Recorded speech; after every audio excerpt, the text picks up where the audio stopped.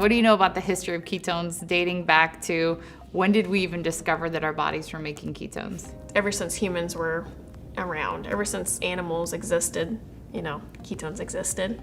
If you think of our hunter-gatherer past, the hunting was not always good, and the gathering was not always good, and these people would go into ketosis.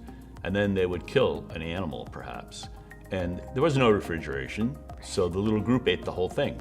And that would probably knock them out of ketosis. Now, this was known for a long time, but the mechanism wasn't known. But they knew that starvation worked. And that was because, of course, that starvation was elevating the ketones.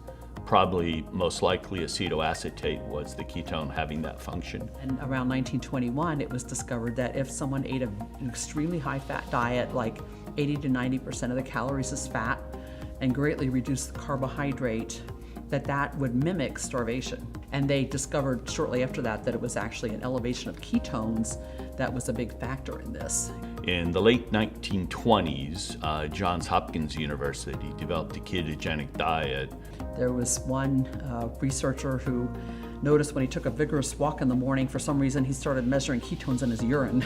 They started calling it post-exercise ketosis, and there were a lot of studies in the 1930s of that.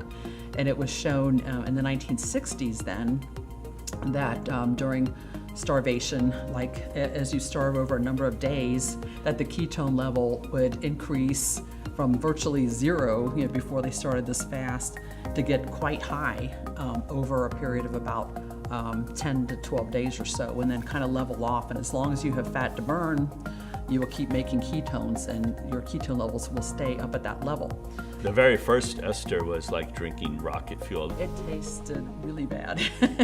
I've never drank rocket fuel. I mean, I worked at NASA, but I never even took a sip.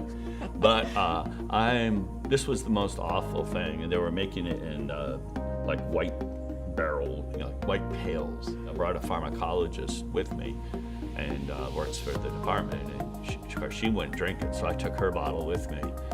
So wow, this seems like rocket fuel. I'm taking it. So we're just starting our research now. So we're just starting research and looking at the impact of exogenous ketones on things like breathing low levels of oxygen and the performance deficits that happen in that setting.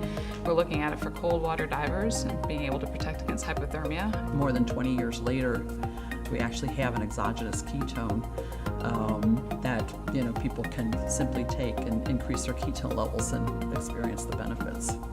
It's the last 3 years that have blown up the whole industry.